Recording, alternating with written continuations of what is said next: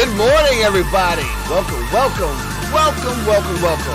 to another episode of The Uninformed Fan. I am your host, Tyson, a.k.a. TRL Business Time. With me, as always, my good buddy, Jeffrey, off of the schneid. Jeffrey, how are we doing today? We got a lot to talk about. Jam-packed show. It was a great weekend. Fantastic, to say the least. I can't wait to get and dive into this. First and foremost, though, I want to know, how was your weekend? Anything that you did that you would like to report back to? Well, I did go to the Blackhawks game this weekend, and we all know that the Blackhawks are a shell of themselves. No, in Tampa Bay. They played They played the Lightning. They're on their Florida tour. They played the Panthers the day before. And I have this wonderful knack of selecting seats that are not the best all of the time. And so what I say about that is, when I originally took these seats, this was before the trade deadline, and I was hoping to get one last look at, Patrick Kane, Jonathan Toews, before inevitably they're gone from the team. Unfortunately, they are all gone. But anyway, so I bought seats right at the end of the bench. So I'm looking into the bench, or so I thought. We get there and sit down, and I see the stool sitting right there. And I'm like, I look at my wife, and I said, "Ah, shit. I just bought tickets literally behind the backup goalie." So we get there, the game starts, the backup goalie's sitting right there. Not only is the backup goalie sitting right there, all of the trainers are standing right there, to where I cannot see center ice or anything to the right-hand side. Now, these were not cheap tickets, and I about broke my neck trying to watch the scoreboard. But it was a great game. The Blackhawks showed up. Unfortunately, they did lose, I think, a 3-1. However, it was 1-1 with 59 seconds left to go in the game. But, another big issue I had here with the Tampa Bay Lightning. With that being said, there's a few seats around the stadium that are completely obstructed to where you have to watch the video board. They keep showing the replays, right? And you can't see the scoreboard. They take the scoreboard down. So, just like that. So I said, the Tampa Bay Lightning scored a goal with 50 seconds to go to put them up 2-1. So there's 50 seconds to go, right? The puck drops. They show the replay. You cannot see anything that's going on in the game. You have no idea, because they're showing probably a 25-second replay with 50 seconds left to go in the game. So I just stood up. Everybody's like, "Sit down." I'm like, "Fuck you." I go, "You want me to sit down? Give me my TV back." But anyway, it was a great weekend. I do remember the last time, and the last time that I went to a hockey game, me and you went together, and you had 2 tickets bought. This is years ago. They were really, really nice tickets. They were right behind the goalie for a regular season game. The person who you were supposed to go with ended up falling out. You invited me, and we went. And it was great. Lexus Lounge, drinks, food, and all this stuff, right? And I just remember you wearing your full Blackhawks gear, and you stood up for something, a play happened, and a guy behind you starts yelling at you, telling you that you need to sit down, and yada, yada, yada, and cursing you out, and you just calmly turn around and said, "You know what? Maybe you should have bought the seats in front of me, motherfucker." Exactly. Now, the guy got so angry. Exactly. I mean, my team just scored, or there's a play right in front of the net. If the Tampa Bay Lightning were going to score, you're going to jump up. Give me a break. It's not and I am a bigger guy, so I'm not I'm standing the entire game. And when the play's over, I sit back down. I'm a very, very courteous fan, especially when I'm out of my elements. Not a home team, but still, I mean, give me a break. At that point, it was just asinine. And did you see? So I know you do daily trading, and I know that you're big into the market.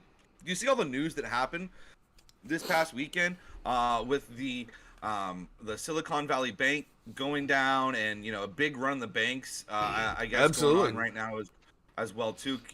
If there's any way, if anybody's tuned in to start, there's any way for you to just enlighten and kind of give us a little bit of background on what's going on right now. Right. So basically what happens is banks use your money to make money. So they collect everybody's money, and then they take it and they invest it, or they put it somewhere else. Well, Silicon Valley Bank was very known for investing in high-risk tech companies. And when the economy went to shit, last year, the end of 2020, towards the end of 2021 and 2022, basically all of these big investors or people that had their money in this bank started withdrawing their money. So basically, it's just like everything else, just like the FTX, all of that. So basically, all of a sudden, people are trying to withdraw their money, and then the banks don't have it. It's gone. They've lost money in their investments, so now they can't cover it. So then they go into default. And there's like 4 different banks that are actually going through this right now. And for the stock market and for somebody like me that day trades, that just gets in and gets out, I do that every morning before we even start the prep for the show, which there's very little prep, let's be honest. You know, it's wonderful for me. It's amazing to watch the stock market. And when everything's going great and everybody's like, oh, stocks are only going to go up, the market doesn't move very much. But when there's volatility and there's panic or fear, the market is so juicy and there's so much movement. And for day traders like myself, it's a wonderful scenario. But for people that want to get in and get out, it's not very good. Now, the government has stepped in and said they're going to do the FDIC and insure up to $250,000. But let's be honest, these people have millions of dollars in there. The government has also already come out and said, we're not going to bail this bank out. So pretty much, you know, what they did before in 2008 when everything collapsed and they just handed out all this money to all of these banks to cover their asses, which they did cover their asses, and majority of them, I believe, paid it back plus interest because that's what banks do. They just, you know, take money from anybody else. You know, people are still going to be out a shit ton of money. And the biggest problem is a lot of these are companies, and the companies that use this money for their payroll. And that's when you're just going to start getting in a problem.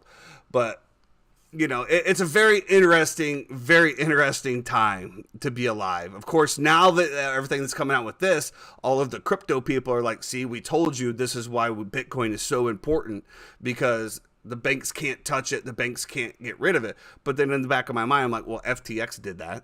I mean, you're still counting on an entity to hold your money, but Bitcoin and everything else is skyrocketing today. So it's a great day for me all around. It's just I'm sorry for the people that aren't getting paid, but this is a great time to be in the market and keep doing what you're doing. It's insane, and especially in this day and age of the amount of you know, social media and the immediate release of information that we get, you know, from Twitter, from wherever else it is, to just kind of follow along this story in real time instead of hearing about it and then going through it days later after it's already happened and processed. Absolutely insane. And this is a crazy time to be alive and be watching everything that happened. But I just want to touch on that a little bit because I know you are heavily into the financial sector as well when it comes to that and doing the trading as well too. You know, it doesn't surprise me that this is happening. All right, it doesn't surprise me that the entire economy might collapse and the whole financial thing might collapse. And I'll tell you why. It's because the Chicago Bears had the number 1 pick.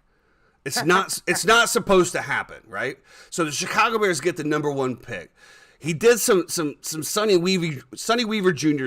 type stuff. He didn't quite get the Sonny Weaver Jr. haul, and we're going to get into that.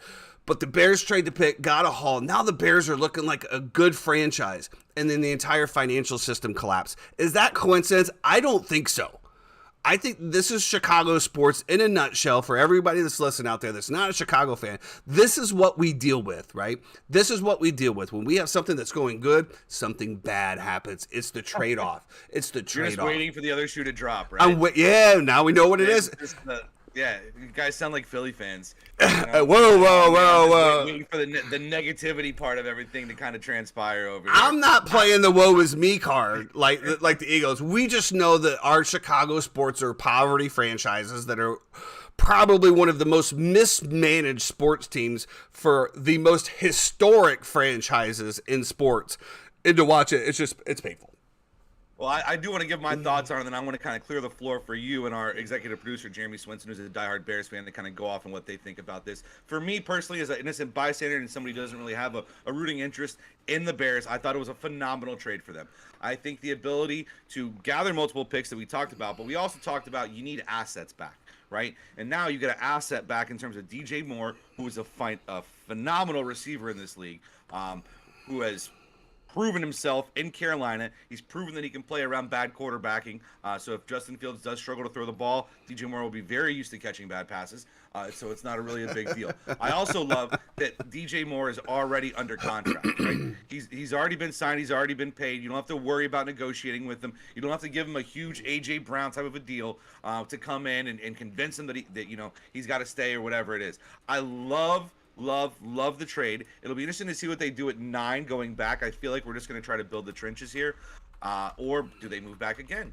And maybe gather another pick, and just continue to solidify that. I think it's great when you look at it. Right, amazing wide receiver core right now. As long as Mooney, you got Mooney, you have Cole Kmet, you have DJ Moore, you have Chase Claypool, all these guys to go along. Maybe they can shop around and get a Derrick Henry. If the Titans are still looking to make that move, I think that would be an unbelievable offense to look at, and a very winnable division. We're going to talk about that as well too. But great trade from the Bears. Glad they got assets and picks back. And I'll go ahead and turn it over to you and Jeremy to kind of go through everything as well. Well, yeah, come on in, Jeremy, if you're not already. But I do believe when you're talking about his contract, I mean, I do believe he's still getting $20 million a year. So it's not cheap, but no, it's not cheap. So what did AJ Brown get? 25? It was something like that. Yeah. So I mean, it's up there. When I first glanced at it, and I was talking to my cousin about it back home, and Jeremy, you can weigh in on this. When I first glanced at it, I wasn't impressed. And I'll tell you why. I felt like there were so many teams clamoring for a quarterback and for that number 1 pick. And the fact that we traded it so early, we didn't have like the day before blockbuster trade. I wasn't really impressed with it off the rip. The more I dig into it, I think it's still a good trade, but there's a lot of unprovens that go around this trade. So you mentioned Chase Claypool, Darnell Mooney, and then now DJ Moore. DJ Moore has put up 1,000 yards pretty much every year that he's played, except for last year with Baker Mayfield, with Sam Darnold, and some mediocre quarterbacks. He's not the 6'5" Mike Evans, go up and get it. Chase Claypool, to me, still hasn't really proven anything. He had a flash in Pittsburgh, and then keep in mind we gave up a first round pick for him essentially, or it was like our early second round. I think it would have been pick 55 this year or something like that. And then you have Darnell Mooney, which had a great year, but again, not a big. So that to me it means that Chase Claypool is going to have to be the number 1 receiver. Now I know everybody's saying DJ Moore. Well, Chase Claypool at 6'5" or 6'4", I'm sorry, and He's a little bit taller, got a little bit more of a vertical. My wife says 4 inches is a lot. So, I mean, I'm going to go with that and say that, 4 inches is going to matter in the NFL as far as picking a receiver. I don't know. I just wasn't, I wasn't blown away with it. I think that if was your wife. Yeah, another was my wife. She's still coming back for more. I don't know. Jeremy, what were your thoughts on this trade initially? I like the DJ Moore trade. I think it's good. Everyone keeps clamoring, the Bears got 2 firsts, 2 seconds, and DJ Moore for the number 1 pick. We went from 1 to 9. We also got their 61st pick. Right, but we didn't get 2 first-round picks. We just swapped our first-round pick. We got 1 first-round pick and 2 second-round picks plus DJ Moore. The one big thing is I think next year is where we're looking at. This year, yes, we're going to put some people around Justin Fields. I think DJ Moore, in all honesty, I think DJ Moore is our number 1. I think Darnell Mooney is our number 2. And I think Chase Claypool is just like he was in Pittsburgh. He's the number 3. But he's also the guy, like you say, he's the go up and get it guy, where you have Darnell Mooney and DJ Moore running the under routes so that Justin Fields can feel comfortable and not have to rush for 1,100 yards and break a record every single year. You want him to be able to stand back there. And I think this gives him some options with Cole Kmet as well, and especially with David Montgomery still in the backfield. He has 5 viable options now to look around instead of saying, I have to go back and I have to do something and get happy feet and run every time. Well, Montgomery isn't under contract right now. It's just Herbert at this point. But to what you're saying though, yeah, it's great to have all those receivers, but if you're not protected, you're not going to have an opportunity to get to those unless, of course we get some quick go routes, stuff like that. But like what you were talking about, and that's something that Adam Schefter put out there as well, is, the Bears get this.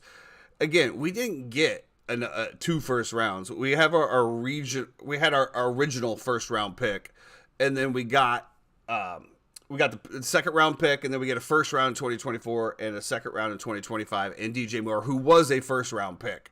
I do believe he was selected 24th overall in his draft. I definitely feel like the Bears improved here, and I definitely feel like this was the way to go. There was no reason to hold on to that number 1 pick. We're not one piece away, nor are we going to be one piece away for quite some time, in my opinion. It does give us a little bit more of an opportunity to, like Jeff was saying, to get into the trenches and find some offensive line help. But with that being said, the offensive line last year, I do believe, was in the top 14. It wasn't completely, and the fact of Justin Fields scrambling for that much, but Justin Fields also held the ball longer than I think pretty much any other quarterback this year. There was a lot of times when we felt like, hey, throw the ball, and he didn't feel comfortable with it. Kind of got me on the impression, I can't remember who it was, but the quarterback was just afraid to throw the ball, right? Like a Kyle Trask type thing, where I'm afraid to make a mistake because I'm going to get punished for it type thing. I don't know. I definitely think the Bears improved here. I'm just, again, if DJ Moore comes out and is good, but I think, again, Chase Claypool to me hasn't proved anything. And I know that he's excited, but we're throwing this receiver class in there like this is going to be one of the better receiving classes. There's a reason that the Steelers got rid of him, and he had a quarterback to throw to him in Pittsburgh. Well, so let's be honest too. It's not like you're trading the number 1 pick in next year's draft, right? Which is like probably one of the better quarterback drafts that we've seen in the past decade. So you got to at least kind of be self-aware of what the market is for these quarterbacks and what they're going to project out to over the next, Well, the market for quarterbacks is apparently just going insane at the moment to where. But I'm saying this draft class is a down draft class when it comes to quarterback prospects.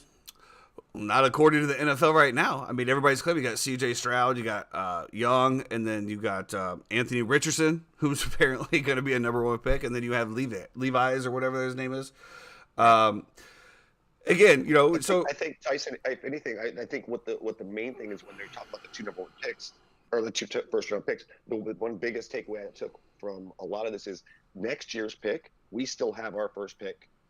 We get their first pick. And if you think about teams that draft number 1 overall, if they draft a quarterback, they're going to have a top 10 pick next year because they're not going to be good. I don't believe in unless you have someone like a Trevor Lawrence, like a Joe Burrow, and did Joe Burrow go number 1? I mean, if you look at the history of number 1 picks, I mean, there's a lot of busts in there. Very few people continue to not only make it, but live up to the number 1 pick. So I'm 100% in getting more draft capital. I thought that we could have traded back a few times, actually. I would have liked to have seen us trade back with Indianapolis to get to that 4 range to where, maybe Will Anderson Jr. was available. Carter might be available down there, but I don't think so. A lot of people have them going down that late, around maybe 7, but it just depends. But overall, I mean, great trade for Ryan Poles. Like I said, he definitely did some Sonny Weaver Jr. shit. Getting DJ Moore. Apparently, that was one of the sticking points of this trade for Ryan Poles, was to make sure that you have a wide receiver that was going to be able to impact right away. I definitely think it solidifies the offense, as Jeff was saying. We got to figure out what they're going to do with the running back situation. If I'm David Montgomery, I'm beating down the front office door saying, I'm your guy. What's the number? Where are we at? As we all know, the running back market is pretty slim the way it is. Zeke is apparently, is going to have to take a pay cut in order to stay in Dallas. You got Saquon Barkley out there on the franchise tag, so he's not going to be available. I don't unless the Titans are seriously shopping Derrick Henry, which I'm all about. I don't see how the Bears go any other route than David Montgomery at this point, but that is going to be a great lineup. I mean, get a few offensive tackles, someone to help chip block. That could be one of the most explosive offenses in the NFL next year, no doubt. Would you rather have David Montgomery or Leonard Fournette? Ooh, I'm still sticking with David. I think Really? and the only reason why is just kind of what you alluded to a couple shows ago, the synergy within the team. He's been there since day one. He knows all of the players. He's already worked with this coaching staff. He knows the scheme. I think it's very easy for him just to continue the progress that we made last year. Now, granted, we had Justin Fields as the number one rushing quarterback. We were also the number one rushing team with a mediocre offensive line. So when we look back to that and we talk about mediocre offensive line and we look at Leonard Fournette last year, the Bucs had no run game whatsoever because of the O-line or whatever you want to call it, or the fact that they were throwing the ball, 99% of the time. But Lenny didn't have a good year with a mediocre line, so I don't know if that's like a splash. You know what I mean? Plus, I think you can get David Montgomery for less. I think he wants to stay in Chicago. He's come out and said, "I want to stay in Chicago." He's had his whole career in Chicago. He has a great synergy with Khalil Herbert. I believe it's two complementary backs in that two-head running back system. I think the best fit for him to stay there, unless you can get a Derrick Henry. I wouldn't even go Saquon Barkley either. I wouldn't, just injury prone. I don't know. I mean, Saquon is franchise tag too. But. Yeah, I'm saying even if he was available, I think you would take David Montgomery for Saquon Barkley? Yes. Yes. That is a hot take. It's a hot take, but it's a hot take, but I mean, I just look at Saquon Barkley. When he's healthy, he's absolutely phenomenal. But he's been how many games has he missed in his first 5 years? A lot. Not that many. Really? I think you think that it's a lot more than Jeremy, can you look that up? Look it up real quick.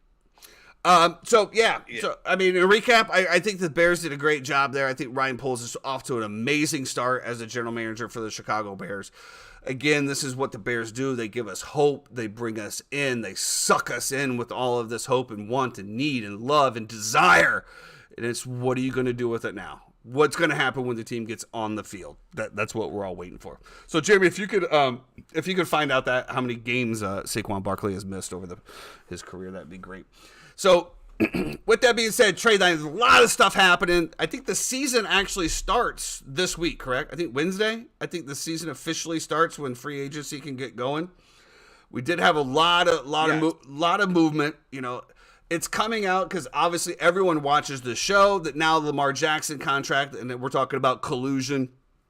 And we even talked about it. We talked about it right off the bat. I 100% believe that there's collusion. And one of the things that we touched on, and I think it was you that said that, I don't like that stat, Jeremy. Find me a different one. I think he's missed more games than that.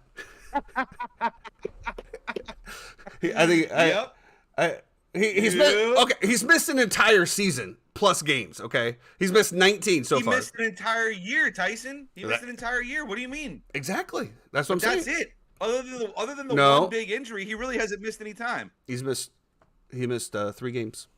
He's missed 19 total games in 5 years. Right. 1 full year, right? Plus 3 games. Correct. It's a lot. Yeah. For a rookie. Actually not. Okay.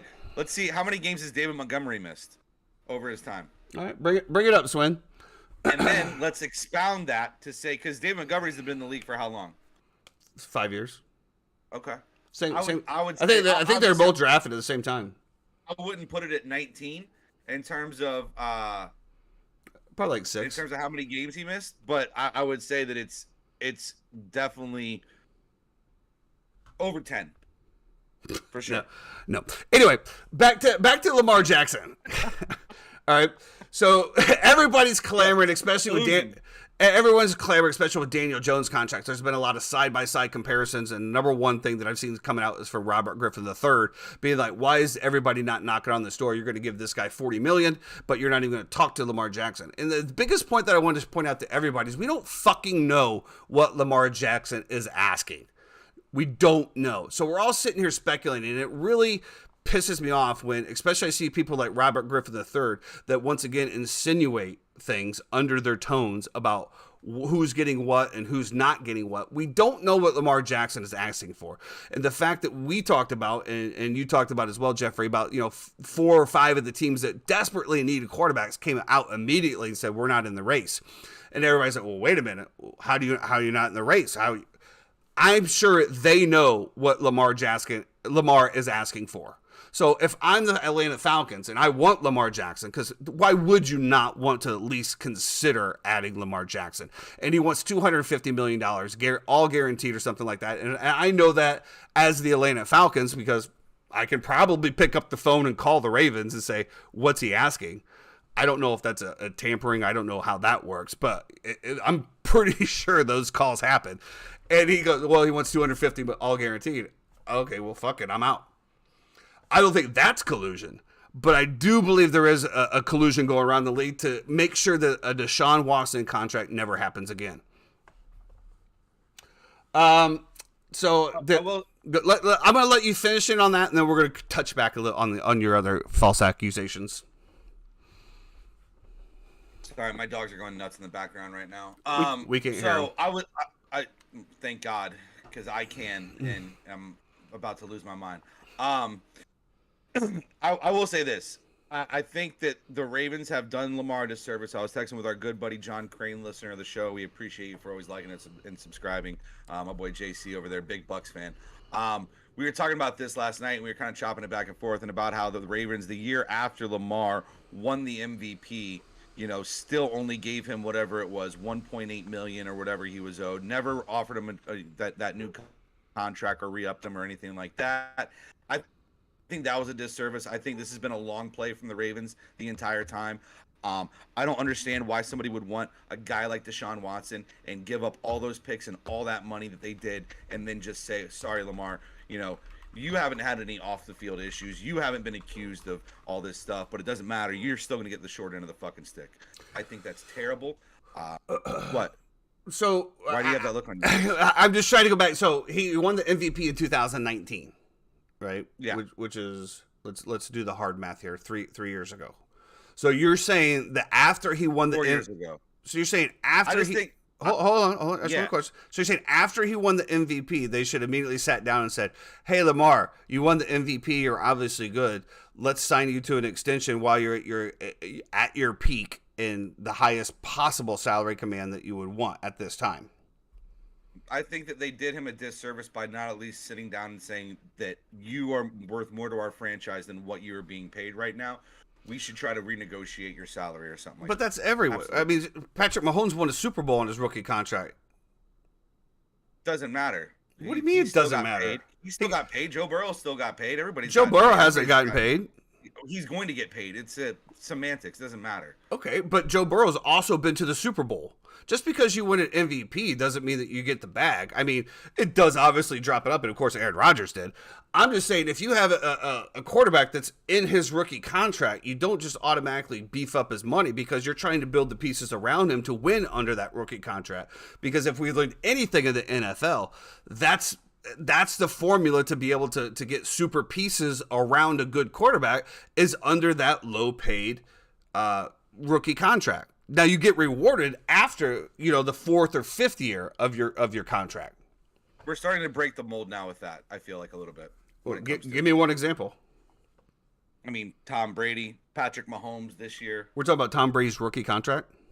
No, but no, I'm saying they won the Super Bowl. Tom Brady wasn't on a rookie contract. Same thing with Patrick Mahomes. Just got re-upped for $50 million a year. They just won the Super Bowl this year. We're starting to break that mold. But he got paid on his fifth year. He got paid at Patrick Mahomes. He got his contract. He got paid before that. He got paid after the fourth year, going into his fifth year. That's what I'm saying. Right now. We're not going in circles. We're not going in circles right now. Nobody is going to renegotiate a contract in year 2 or 3. Lamar should have. He should have said, "Listen, I'm not going to play for $1.8 million this year. I just won the fucking MVP. You need to pay me my money." Yeah, well, that'll never happen. Instead, they just continued to not pay him his money, and now we're in the situation that we are now, where he's franchise tagged. They got everybody in the entire league to collude against him and say, "Don't offer him shit. We're gonna." I don't know about that. I don't know about that. I don't know about don't offer him shit. But there's definitely something out there about a fully guaranteed contract. Nobody has signed an offer sheet to him whatsoever. Not one team. But again, what is he asking? What is it? What do you mean? What's he asking? Well, don't you think that matters when a team is going to sign? If he's asking for, let's just say, 6 years, $60 million, 100, all guaranteed, doesn't that weigh into whether or not a team is going to offer him something or want to bring him on? The Atlanta Falcons and Arthur Blank not offer him a contract, not sign an offer sheet for him?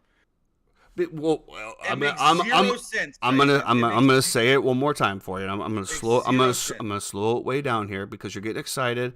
You're hitting your camera. Everything's getting excited.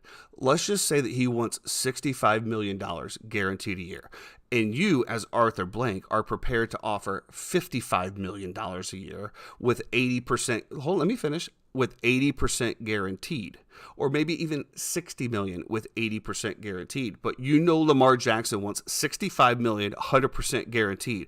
Why are you going to offer something that you know that the Ravens already have offered? Because things can change. My opinion can change based off new information that I get at any point in time, and I'm allowed to do that, okay? As an intelligent person and a sentient being, this is what I am allowed to do. Okay, so if the Ravens offered him that before and it didn't work out, he didn't take it, okay, fine. Well, now the Falcons can offer him that, and maybe he wants to go to Atlanta instead of playing for the Ravens, where he's been injured the past few years, or maybe he doesn't trust their medical staff. I mean, as my boy JC said, all good points. Maybe he feels disrespected by the entire organization, you know. So he can make it very clear to the Ravens, "I'm not coming back to you. I don't care if you match it or not," you know. So yes, any team should sign an offer sheet for him. Why would you not? Because you don't makes zero sense. But again, we don't know what he's asking. That's all. That's all I'm saying. I don't care what he's asking. You can at least open up negotiations and throw out an offer sheet. Okay. With that being said, if you already know what the Ravens have offered and that's your price point, and he's already said no, you're still not going to throw an offer sheet out there. If you know he's going to reject it. But to your point, I understand what you're saying. Maybe he shows your fan base that you're trying, right? Yeah, but to your point, maybe he'll accept that offer that he rejected from the Ravens to play somewhere else. I don't know. There's definitely collusion going on. But again, if he's seeking a fully guaranteed contract and he's already told the Ravens that he's only going to accept a fully guaranteed contract, and every other GM has been on the phone asking, and he said he's only going to accept a fully guaranteed contract, and these teams don't want to offer a fully guaranteed contract, they're not going to put an offer sheet out there. That's all. I agree. He should be paid. He's a very, very vital, if not the most important piece to the Ravens franchise. I just hate it when we sit back here, we argue back and forth, and we discuss back and forth, and we just don't know. We just don't. I mean, he could be asking for $75 million. We don't know. And I think that's the only problem that we have as far as speculating is we just don't know. We don't know the innards of it yet. Well, let's be honest. The reason that we don't know as well, too, is because he doesn't have an agent.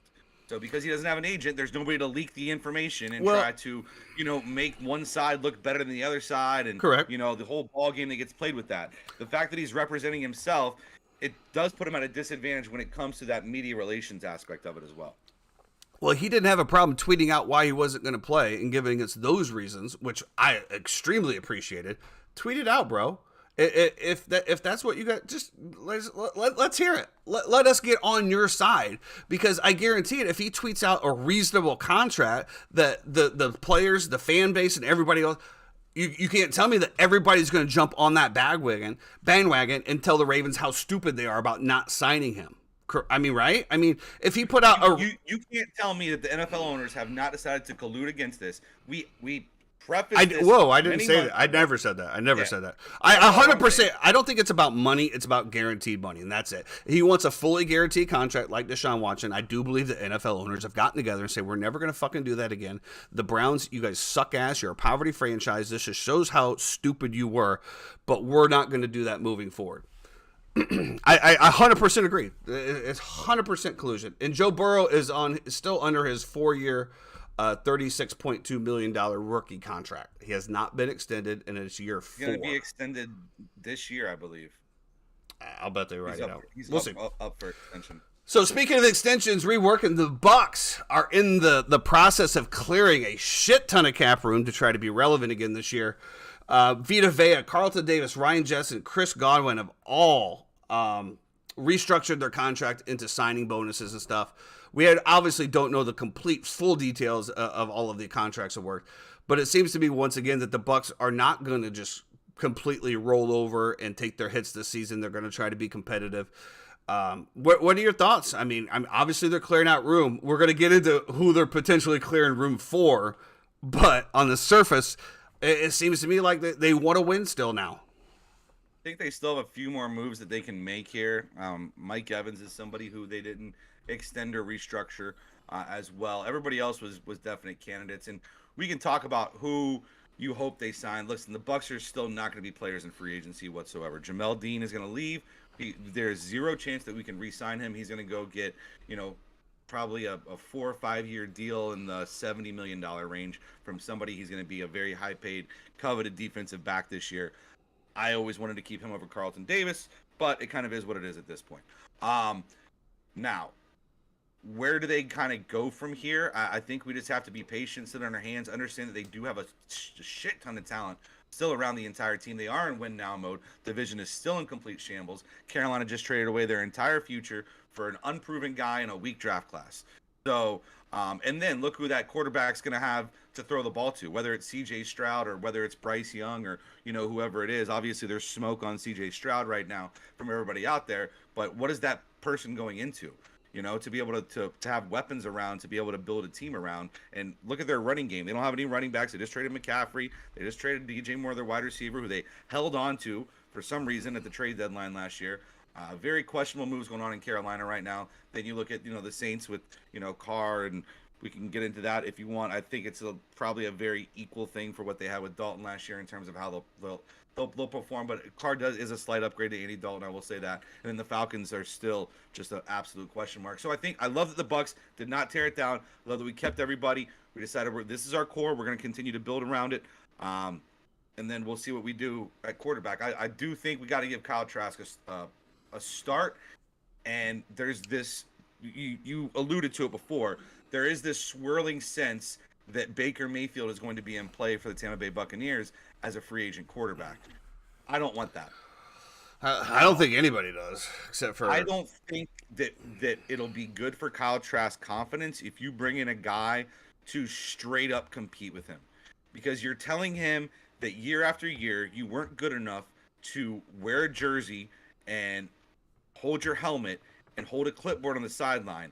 And now you're trying to give the guy the confidence, saying, we believe in you, we want you to go out, we want you to be our number one. But now that what you do speaks so loud that what you say I cannot hear, okay? And what I mean by that is that now if you're going to go behind my back and you're going to go get a guy like Baker Mayfield, who was a former number one overall pick, to come in, now it just seems like you're not giving me the confidence that I feel like a young kid like him especially needs. I agree. Back to the number one pick, we're talking about what kind of environment they're going in. I mean, historically, the number one picks are obviously going to franchises that are just a complete shambles, a.k.a. Trevor Lawrence in Jacksonville, Baker Mayfield in Carolina. No, the Browns. Cleveland. Yeah, Cleveland, shocker. But yeah, you're right. The Baker Mayfield to me thing, I kind of disagree with you a little bit on this when it comes to bringing in. I don't like him per se, but I'm all for bringing somebody in to compete with him, because I'll be honest with you, even though the Bucks have said that Kyle Trask is going to get number one reps, they has shown me nothing that they have any confidence in him. AK, like what you were talking about last year, you're not even good enough to hold one of our active roster spots to be on the sidelines. Okay, now it's coming out that they met with Hendon Hooker as well, and he's been late. They talked to him at the combine. They have a scheduled in-person interview for him to come down to Tampa. I for whatever reason, whatever they saw in Kyle Trask to draft him early in the second round is just completely evaporated. And I think that Baker Mayfield coming would have less of an impact than them drafting Hendon Hooker or another quarterback. If they draft another quarterback, it's lights out. I mean, it's lights out. And we're going to go for the fact that kid never got an opportunity to even try first team reps with this team. I completely disagree with that. Well, I'm talking about his mental. Yeah, his mental. Okay, so let's say they draft Hendon Hooker, okay, in the 5th round. They say, you know what? We're going to bring in Hendon Hooker. Kyle, you're our guy. You were a rookie you were the little kid in the quarterback room for the past, few years since Tom Brady's been here. We want you to be that alpha in that locker room and show Hendon Hooker how to be a pro. You know what I mean? Treat him like the little brother that they treated you as. I think it's a different mindset than if you bring in a guy like Baker Mayfield who has starts, who has somewhat a little bit of success in the league, not great success. But to me, I think drafting a player for your quarterback's mental is, especially a young quarterback, might be better off than bringing in a proven guy who you feel like is going to automatically take your position. Well, the only reason I disagree with you on that is a little bit is because obviously we know Baker Mayfield has traveled. We know that he has not been successful as a QB1, and therefore that's why he's able to be on the Tampa Bay Buccaneers if that's the way it chooses. However, if you draft a Hendon Hooker, that's telling me as a quarterback that I'm not confident that you're my franchise moving forward. You're not going to be my guy moving forward. Therefore, I'm going to draft someone right behind you in case you fuck up, because we don't believe that you can lead this team for the next 5 years. AKA, you know, it's kind of like Aaron Rodgers, you know, when they drafted Jordan Love. Like, what are you doing drafting Jordan Love? What do you think? Why are you drafting a first-round quarterback with Jordan Love when I need a receiver, I need this, and I'm your franchise quarterback? I just feel like it's we're talking about a kid that hasn't even really got first team reps ever with the Bucs organization. It was always Brady or Gabbert. I mean, the kid hasn't even got first team reps. He did get some gameplay at the end, but those are with the third team. You know, they're not the playmakers. He has an opportunity to throw to Mike Evans. He has an opportunity to throw to Chris Godwin. He hasn't had an opportunity to have Fournette and those guys running behind him. I just feel like, man, if you draft Hendon Hooker, you're already just pretty much spelling out that Kyle Trask, you're not our guy. We don't believe that you're our guy. We might give you the opportunity in training camp, but we just don't believe in it. And that just follows what I read on every single message board from every single person out there in Bucs Nation that have just said Kyle Trask is just absolute garbage. Why do we ever waste a pick on him? I don't know. It's gonna be an interesting preseason. Let's just say that it's gonna be interesting. I do believe, like you said, though, he'll have the opportunity to probably win the number one job. But, you know, I just hope it's not like the same scenario where, you know, he was up against Blaine Gabbert to compete for the number 2 job, because in my opinion, he was never in line to compete with Blaine Gabbert for number 2. Blaine Gabbert was Tom Brady's guy. They got a great synergy. Those were the two guys that were working together. I don't believe Kyle Trask ever had an opportunity to get those reps to beat out Blaine Gabbert for number 2 the entire time Tom Brady was there. So it'll be interesting to see exactly what happens. Look forward to it. In other news, Jalen Ramsey coming down to Florida. The Dolphins picked up him for a 2023 third-round pick. Obviously, his production fell off a little bit last year. I think this is more of a cap move from the Rams, you know, as they are just a complete shambles as well. You know, it's going to be interesting to see what happens in Dolphins country. You know, a third-round pick for somebody that was, you know, arguably one of the best corners over the entire season. It'll be interesting to see how he fits down there. What are your thoughts on that one? I love it personally. Only I would have loved more is to see Jalen go back to Jacksonville and Duval. But, you know, listen, he's going to save like 40% on his entire contract, and the amount of money that he saves by going from California to Florida. He's got to be happy with it. You know, he's a kid from Tennessee, but he did kind of grow up in Florida between Florida State and Jacksonville, so I'm sure he's excited to get back to the Sunshine State with his family as well too. I think you put him and Xavier Howard on opposite ends. That's if one of the best, if not the best, in my opinion, duo in terms of cornerbacks in the entire NFL. Now you have your front 7 guys that can create havoc and, you know, cause turnovers. I think Miami's a very interesting team next year. Obviously, that division is going to be tough, you know, but to be able to have the option of, you know, you maybe don't even have to shadow a guy, right? Like, you're worried about Stephon Diggs in that division. Other than that, I'm trying to think of another wide receiver. Garrett Wilson maybe, but you don't really have to shadow anybody. Now you got 2 guys that can kind of just play back, who are used to shadowing, who can just kind of play back and forth. It helps you disguise your defense much better as well too, because you know if they're, you know, man or zone, the QB is going to have a tough time reading that pre-snap. So I love the move for him. 3rd-round pick and a tight end I've never heard of before. Sign me up for that all day, baby. If you got the cap space to make it happen, make it happen. Keep giving Vic Fangio these weapons. Yeah, and he has 2 years left on his 5-year deal, average about $15 million a season.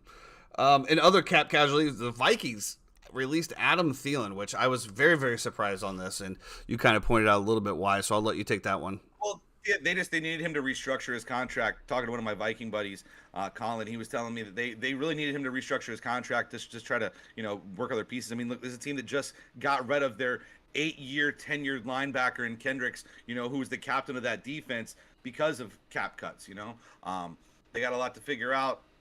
Thielen had to go. His production, was way down. I would love to have seen him retire to Viking. I can see him hopping onto a contender somewhere and trying to ride out, and maybe, he's still got hands. I think he's got some years left. Yeah, I think he's got some years left. I mean, he's not. I would still take Keenan Allen, right, over Adam Thielen right now, because I think Keenan Allen has a little bit more burst, but I feel like they're both kind of in that same mold of like long, lanky, great hands. Like I said, obviously Keenan Allen is still much better than Adam Thielen, but they do remind me of each other in similar molds as well. I'd be curious to see, like I said, what his contract looks like and what it's. I'd love to see him on the Bears. I mean, come down south a little bit. Give me Thielen, Poole, DJ Moore, and Darnell Mooney. Okay, I'll take that tandem. I can see him going to like New York Jets, right? Rodgers goes there. Now you have the Elijah Moore, Garrett Wilson, Adam Thielen, Braxton Berrios, kind of a little, quintuplet or whatever you want to call that there. Corey Davis is there too. I don't know. I don't know why, but maybe the Giants could always use a wide receiver because they have absolutely nobody. And Daniel Jones. Got to get a receiver for your $40 million contract guy. Insane, dude. And speaking of the Dolphins, I actually I skipped over this, but they did pick up the 5th-year option on Tua. We're just going to say Tua because I can't say his last name. But I thought that was very, very interesting that they went ahead and picked up the 5th-year option. I think that shows that they are committed to him and committed to him moving forward, regardless of his concussion issues. Well, I think too. So it's very interesting, right? And to me, it shows complete confidence in Tua. It's a great sign. It's a sign that they think that he'll be able to get through this. It's also very shrewd when it comes to what you're spending at the quarterback AAV, right? Because now we've added all these pieces around when it comes to Chubb and, Ramsey on defense, Tyreek Hill on offense. So you have to be cognizant of how much you're going to pay each position and how that allots in the salary cap. I think picking up that option keeps them. I think the option is usually 24 or 25 million, right? So that's about half the price of what a really good starting quarterback is going to go for in the NFL year over year, and it still gives you the fluidity of that extra 25 million to be able to play with somewhere. Well, according to you, though, if he has a great year this year, then they should restructure his contract and pay him $50 million a year. Absolutely. Well, just.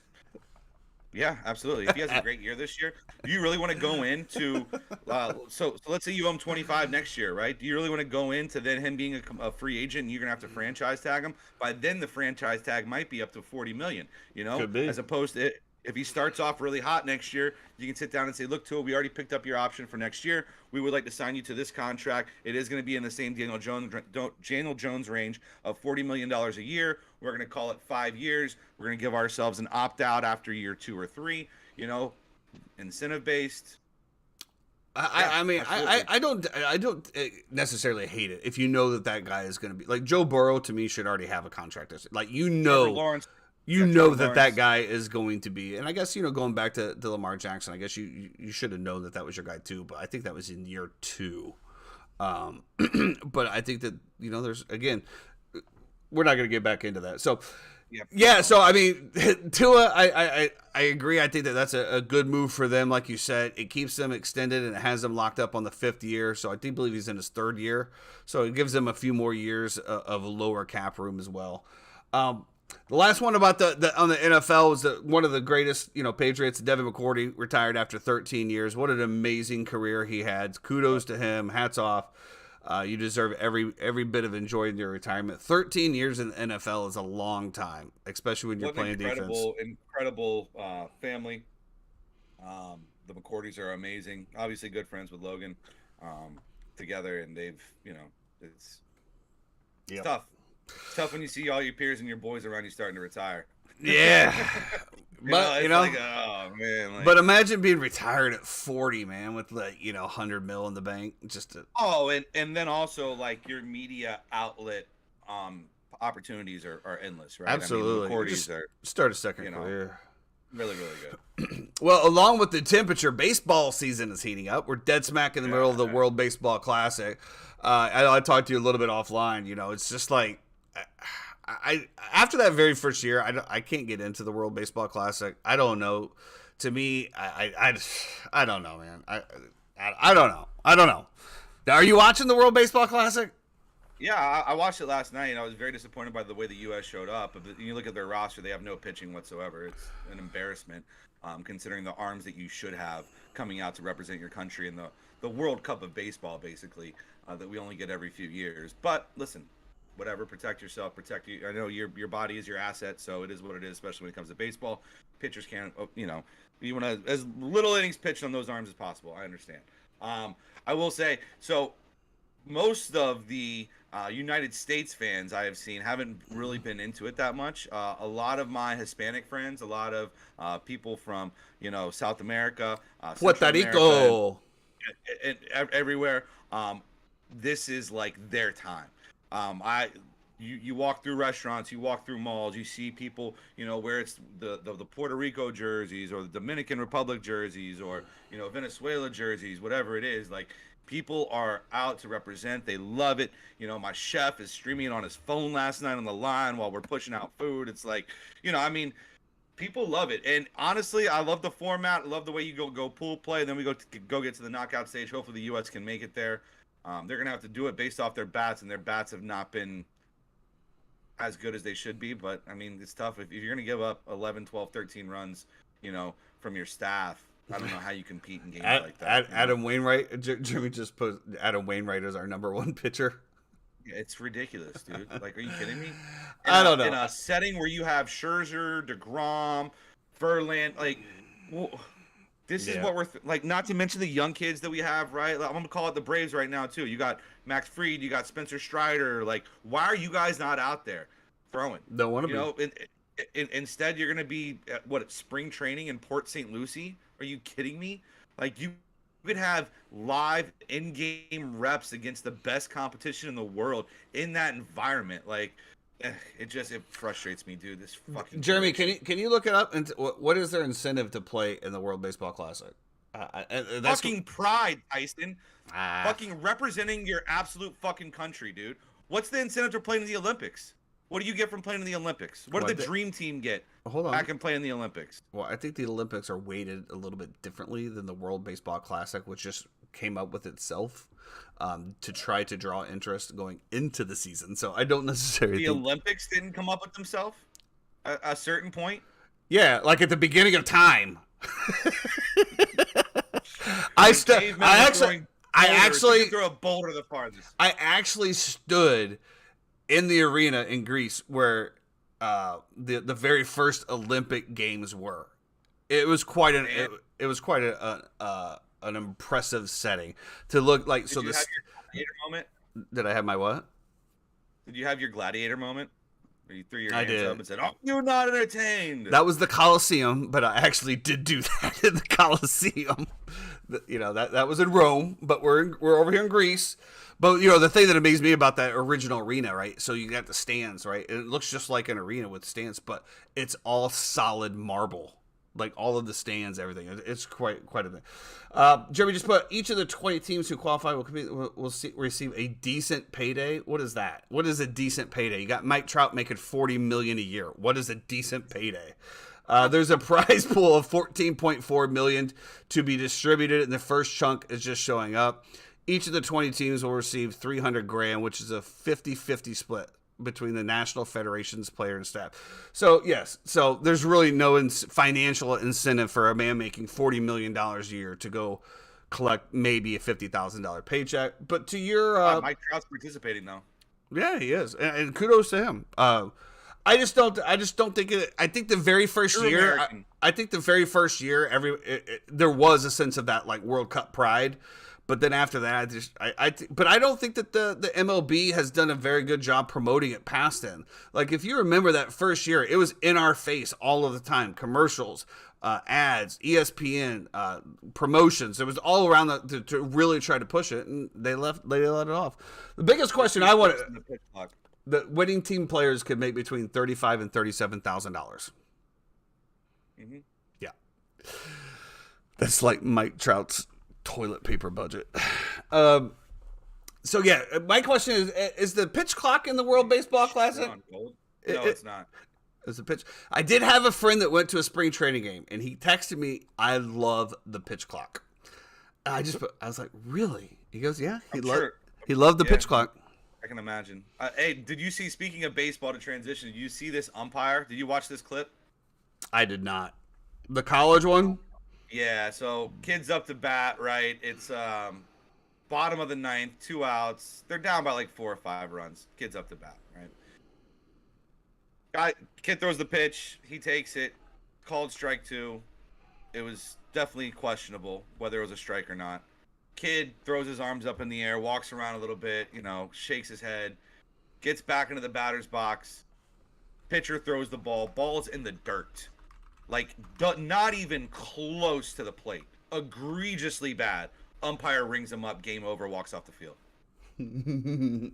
I don't think that umpire should ever ump. All right, here we go. I'm going to put it on the screen for everybody to see here. Another game ever again. Ever. Should never umpire another game ever again. Right, now, the umpire has been suspended indefinitely. But it is egregious how bad it is. All right, we're going to all watch it together here. Ooh, it was a little low, but I don't think it was jumping up and down low. All right, let me see the second one here. Oh! Yeah.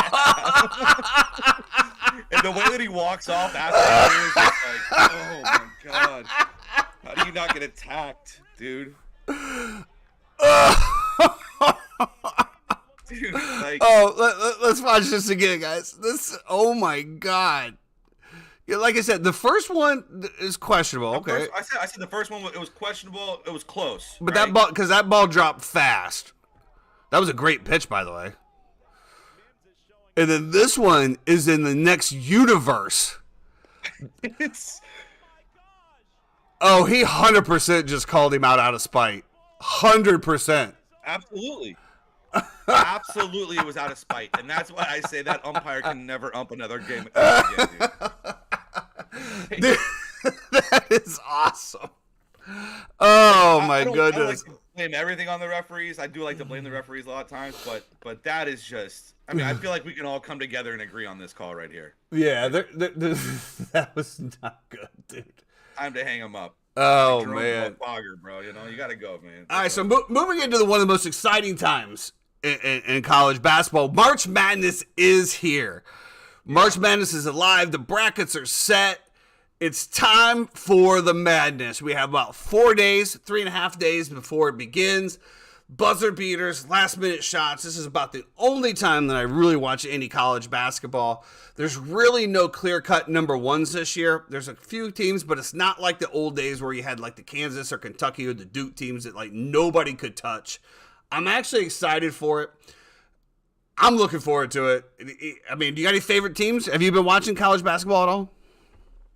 As you know, I'm a big Florida State fan, and we had our worst year this year in 25 years or something like that, and a complete step back. So I have been detached from college ball without the passing of me watching it here and there, watching a thing like, UCLA just playing their championship against Arizona. Arizona hits a buzzer beater to win the Pac-12 championship. The kid was 0 of 4 from the field. Makes a step back 3 with like 8 seconds to go or whatever, buries it bottom of the net to win the game for Arizona. So other than watching that and seeing, I've been very impressed by Jon Scheyer and Duke and the way that he's just picked right up where Coach K left off. Really shows you that having a program built off stability is an incredible thing. The ACC is very, very down this year. I don't know how many teams they ended up getting in. I'm sure Jeremy's going to tell me in about 5 minutes how dumb I am. Probably less than that. I will say the SEC and the Big Ten to me are very, very strong. And of course the Big 12 always is going to be in there. I feel like they're always the bridesmaid and never the bride though. Like they're always there, but they kind of struggle to get over the hump. I don't know if that's a defensive thing. They seem to be a very up and down type of a league when it comes to that as well too. Well, with that being said, I'm very, very excited to announce that here at the Uninformed Fan, we will be running a bracket challenge. We will be setting that up. We are going to set up a $500 winner-take-all bracket. Great. Free entries. You only have to make sure that you're going to be following us. You might want to make sure that you follow us on Twitter. That's where we're going to put out all the information later on today, including the link to sign up. 100% free to sign up. There's going to be a few stipulations, obviously. 1 entry per person. If we find out that you have multiple entries under different emails, blah, blah, blah, blah, just don't be a dick, okay? Don't be a dick, Don't be a dick. We're going to offer a free Don't be a dick. Look, you know who I'm looking right at you. I'm talking, don't be a dick, bro. Okay? ACC has 5 teams. Yeah, trash. When 2 of them were probably North Carolina and Duke. I don't know. North Carolina might not have made it this year. North Carolina was a bubble team. I did see that the Duke coach is the first one that has ever won the ACC as a tournament as a player and a coach. That was pretty cool. Oh, really? Yeah. So anyway, back to it. So we're gonna go ahead. No, do you remember him as a player? No. No. My memory bank is so small, bro. It's like one of those things where something comes in, something comes out. So that's fair. Unless it's music lyrics or random shit, that's all that's in there. This is just filled with 80s, 90s, 2000s lyrics. Eminem, Lil Wayne. No, more of like a Breaking Benjamin, 30 Seconds to Mars, Motley Crue, Cinderella, Poison. I've only heard of 2 of those bands. So. Guns N' Roses, Metallica. Great. Those types of things. There is some Eminems in there. I do know the entire lyrics to No Love. Pretty. No Love. So one of the best parts about the tournament too, if we're going to talk about music, is the one shining moment, right? Where they have the montage at the very end of everybody and Anyway, I just always think about that. Yes. Anyway, Orlando is hosting this Thursday and Saturday. We have the first round here. Oh, really? Yeah. Thursday and Saturday. That's what Jeremy just said. So I'll be very curious to see which teams make it in over here. But again, we're going to have free entry, March Madness, ESPN pool. It'll be in the ESPN. We'll send out the stuff via Twitter later today. 1 entry per person, 1 email. You must be following on Twitter and Discord. That's how we're going to know whether or not you're just a bot trying to steal money and try to beat the system. And it's not even going to do anything because honestly, like, whatever, bro. Like, okay, you're cool. You scam people out of $500 who are trying to have fun. But obviously, we're going to have some systems in place to double check this. So you're going to need to be following on Twitter. You're going to be in the Discord so we can obviously email you, text you in regards to winning the pool. So that'll be up. The deadline will be completely visible. So you'll be able to know exactly when you have to have your picks in by. Good luck. Have fun. And I'm looking forward to a little bit of March Madness. It's one of the biggest events. I can't wait. I was supposed to be in Vegas this year for it. Obviously, I'm not going, but next year, I'm in there. We're still trying to get a special guest on as well too for Wednesday. Obviously, we'll have our Gap Wedge Wednesday segment that we have with Chad and Paul, where we break down all things golf. But we're also trying to get a hold of somebody right now who we're trying to get on, who will come break down the tournament for us as well too. So if you have a last minute kind of an entry, you don't really know a lot about it like me, and you're trying to get into it and make your best picks, we're going to try to have somebody on to kind of break that down for us as well. Someone a little bit more knowledgeable. Just a little bit more, because we're pretty knowledgeable. Just not very. Like we're okay. I feel like we're all right. Depends on the area. I feel like we're all right. With that being said, thanks to everybody for joining in on this Monday. It was a great recap. Lots of NFL action. I do believe, like I said, the NFL season starts this year, so free agents will be going. I fully expect Aaron Rodgers to be signed with the Jets by the end of this week. There's going to be a lot of moves. We'll get our good buddy on, Steve, who's our number 1 resident Packer fan, get his hot takes on the trade and see what he thinks. He was very anxious to come on, so I think he has a lot to say about Mr. Rodgers. I don't think it's going to be pleasant. Anyway, it's not thank you for your service. I don't think so. I think it's going to be like F you. Okay. Yeah, it's going to be good times. With that being said, everybody have a great Monday. We'll talk to you again on Wednesday. Have a great week. Be great. There it is. Goodbye.